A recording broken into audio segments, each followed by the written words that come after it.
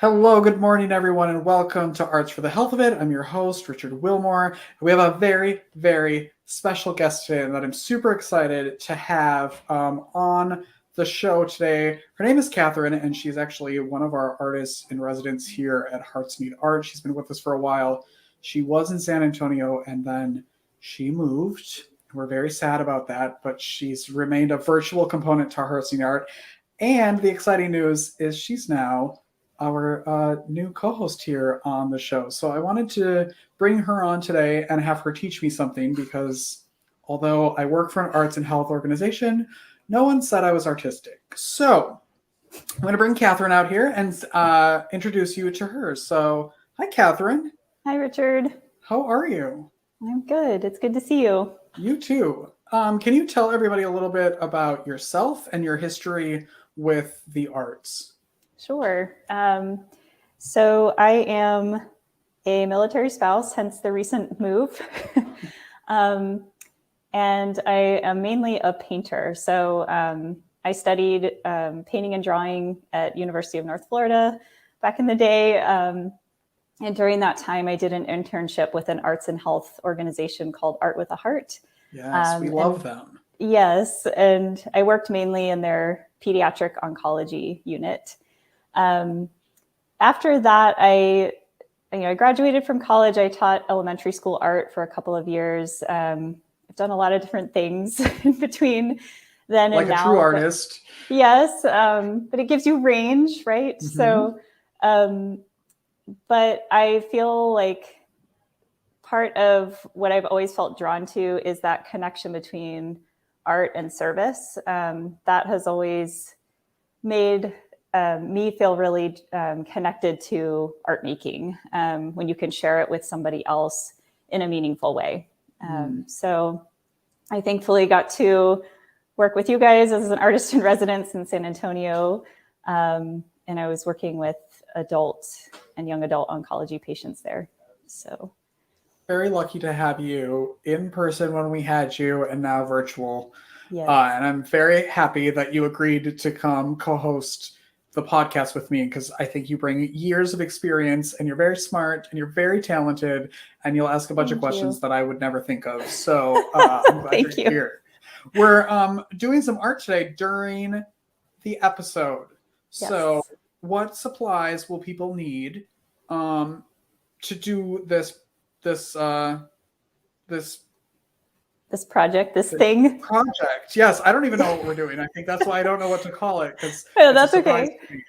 So I'll tell you about the project and then what materials you'll need. So this, I call this project Messes and Marks because we're kind of starting with something messy and random, and then we're moving into making some more deliberate marks along your paper. And for me, these are kind of landscape inspired, but it might not be that for you. It might look like something totally different. So I used watercolors for this. We also have tempera paint here today. You may have seen. If you make a mistake and you get tempera paint instead of watercolor paint as instructed by Catherine, you change the project. It's all good. So okay, good. Watercolors or tempera paint, if that's what you have, you will need some brushes, water, and you also need a spray bottle. And paper. Did we say paper? Well, we did now. Yes. Okay. Paper. Perfect. So that's it. It's all stuff that you can get at the dollar store or at the grocery store while you're there, correct? Yes. And if you don't have a spray bottle, you could really just dip your fingers in some water and splatter it onto your paper. Yes. Okay, yeah. Cool. So we're going to give everyone a minute to go get the supplies. If you're listening at home, not if you're driving, don't stop and look around your car. We're going to take a break and go get the supplies. And if you already have the supplies and they're handy, then you can subscribe to us on YouTube and all of the things to keep watching us every week. So we're going to take a break and then we'll come back and make this little landscape / whatever you think it's going to be. Whether you consider yourself a musician or not, music is all around us, and it affects our everyday lives. Whether it's background music influencing our shopping habits in a store, organ music adding the vibe to a baseball game, or a playlist convincing us to keep going on that last mile of a run.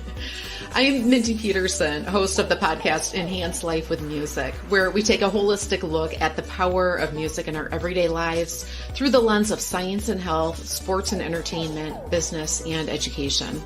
You can find me and Enhance Life with Music at mpetersonmusic.com/podcast or wherever you get your audio. Unleash the power of music.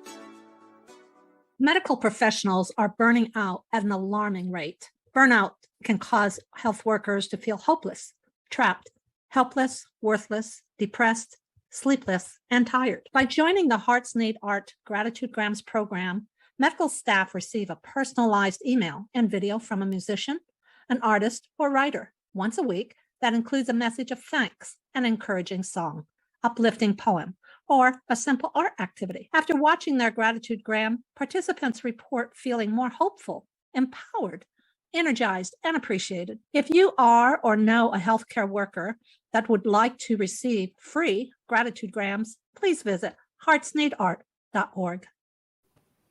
All right, we are back with Catherine, artist extraordinaire, a new co-host of Arts for the Health of It.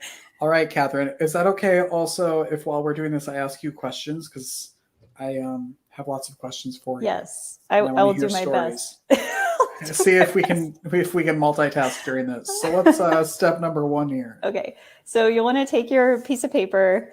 I'm working on, this is like a quarter size sheet just for the sake of time, but you can work as small or as large as you like. So you're going to take your water bottle and you're going to do like a sweeping spray across your page, something like that. If you get too much water, you can always dab it off. Oh, this is a brand new water bottle.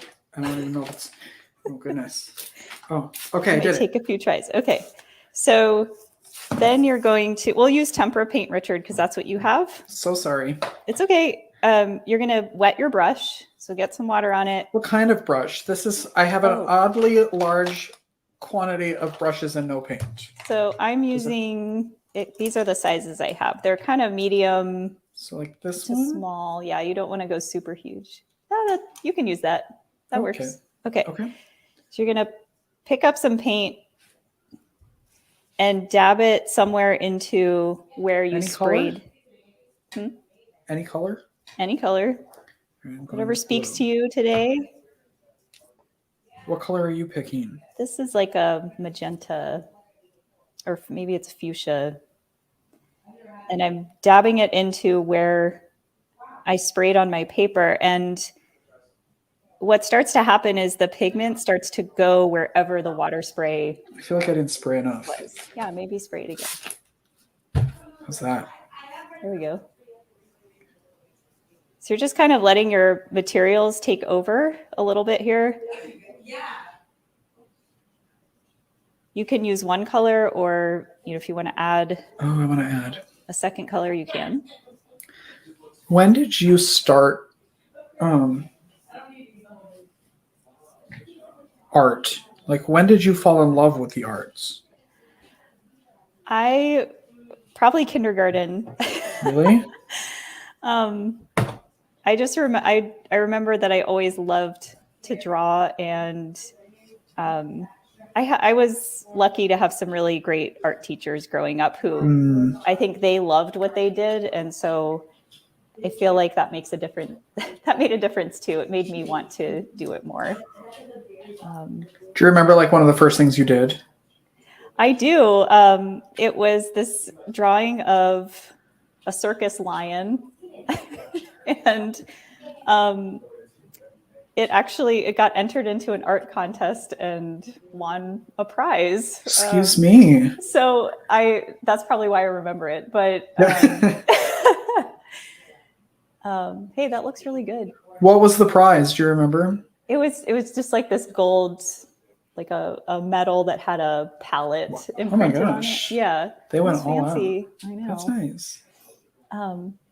Okay, so Richard, if you're listening and you're not watching yet, Richard's has this beautiful blue and then some yellows and oranges, right?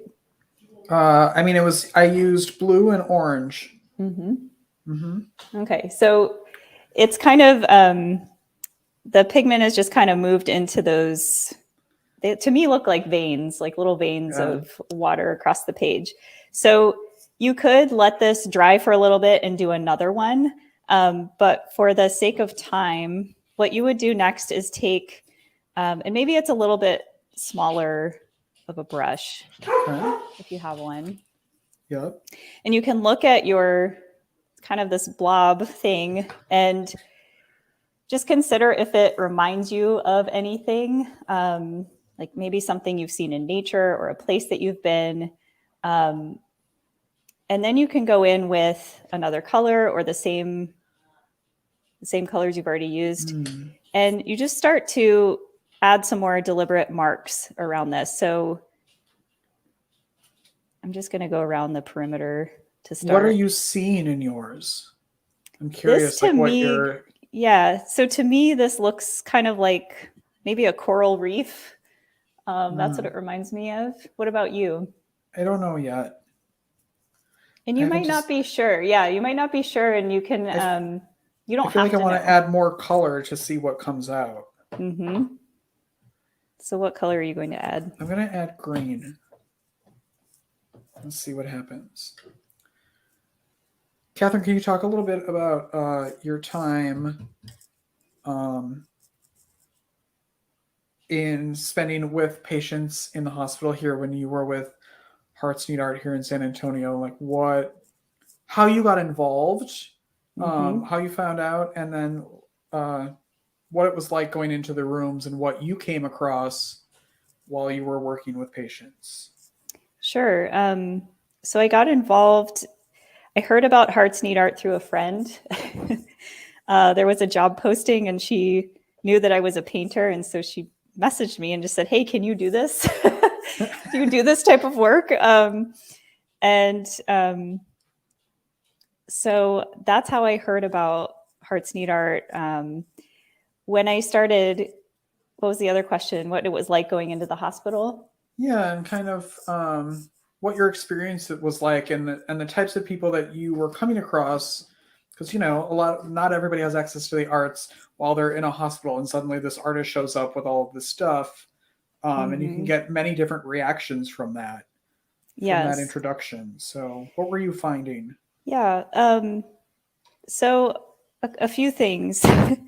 Sometimes you offer to do art with somebody and it's just a hard no. And that's okay, because I remember Stanzi saying, sometimes that's the only opportunity that somebody has to say no that day. Yeah.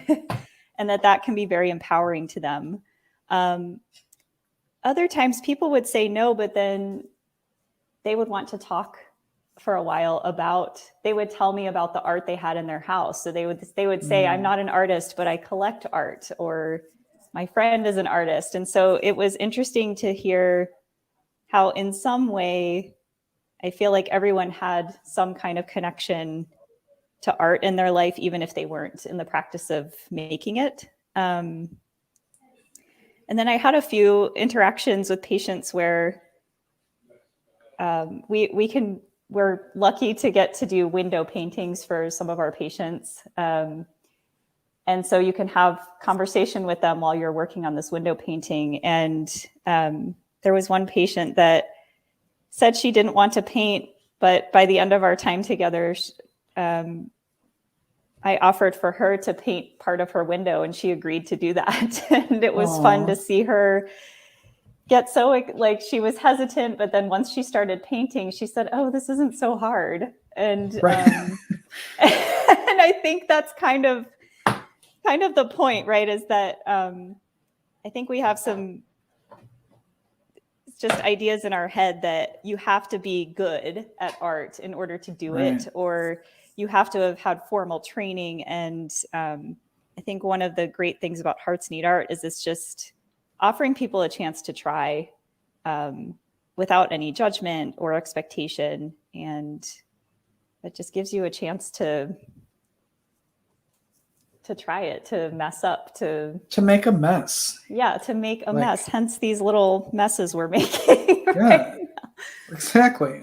What do you say to people who then like the people who say, I'm not an artist, I don't want to do that? What's your response to people? Because I 100% was that person Mm-hmm.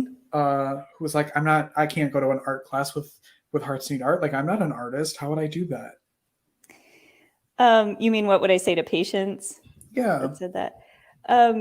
It depends. I think it depends on the situation, but I think it's just offering like, hey, let's make some bad art Mhm. together. Just finding ways to take the pressure off. And if that wasn't an option, then I would offer to make something for them. And interestingly enough, they would end up wanting something made for somebody else. So Mm. I feel like that's another way to maybe approach art making if you're afraid of doing it, or you don't think you're good enough to do it, is maybe make something for someone else. Even like a handmade card can just be such a simple gesture where you're engaging yourself creatively, but it's maybe not so much about you. It's about somebody else that you care about. Yeah. I mean, you bring that up and you think of when we were kids and all of the artwork we would bring back for our parents Mm-hmm. from school. Like, we were never making it for ourselves. We were making Right. it for other people. And that, like, one kind of takes the pressure off. Maybe. Yes. Maybe it gives you more pressure because now you have to give it to someone. But it's not even about, like, making art to be hung up on a wall. It's showing appreciation for someone. It's taking the time to do it for someone else or yourself. Like, Right. what's the last thing you did for yourself? What's the For last myself? artwork you made? Yeah. So I really love drawing portraits. And Oh, I really? recently signed up. Yeah, I recently signed up for a portrait class because I just felt like I need some direction. And so the most recent thing I've done is just to make sure I sit down and spend, even if it's a quick sketch, like just spend a few minutes putting in the time, like putting in the reps to just stay in the practice of it. And then if it's not that, then usually a daily practice is that I'm drawing with my 6-year-old Mhm. with whatever's around. So it's usually markers or crayons. Yeah. And didn't you sign up for one of our other podcast guests? Yes, Tony. His name's Tony Swaby. Yeah. I'm not sure if I'm pronouncing it right. And yeah, I'm really excited to try that, and to just you kind of have to let go of what you know and just show up. Yeah. But Or let go that you don't know something. look at your painting, Richard. I'm not turning into anything I think that I'm supposed to be doing, but I'm having a really good time just watching the colors blend into one another and Yeah. listen to you. And it's just like watching all the different, like, the way the pink can be really dark and then the way it spreads and like becomes diluted with water. Yeah, and I think that what can be fun about this project is, I think a lot of times, like, people open up a sketchbook or they take out a piece of blank paper, and it can be intimidating. Yeah. Like, you don't know where to start, or you don't want to make the first mark because you're afraid of messing it up. And with this, you have to start random. It kind of forces you to start with a mess. Yeah. And then you can just dive in and see what happens. But also, it's smart, like you said, is start with a small piece of paper then. Yeah. And Right? Like, don't start with a 18 by 24 canvas. Like, yeah, start with a 5 like, by 7. I always have, like, I don't know, like a stack of paper, and just keep going, I think, is one of the biggest things. Yeah, to not get so stuck on, like, I have to do this perfectly the first time. Like, give yourself a chance to practice it. Yeah. And my paper is perforated, so I can rip this out and throw it away if I don't like it. But what I was Or you telling could Catherine, rip it out and frame it. I would frame or that. frame it. Yes, that's what I meant. But if I didn't like it or didn't think it, like, it doesn't have to go anywhere. I also was telling Catherine before we started that I actually have a sketch pad that I every day paint in that no one really sees, but it's all for me. So I take 15 minutes or whatever, and I just do something Mhm. just to stop for a little bit, distract myself from the day, and like this is flown by talking to you, and I'm just like taking a brush and hitting a Right. piece of paper with it. Right. I think And there's okay. something really, there's a mindfulness aspect that can occur with art making. Like I used to teach yoga. I taught yoga for 7 or 8 years, and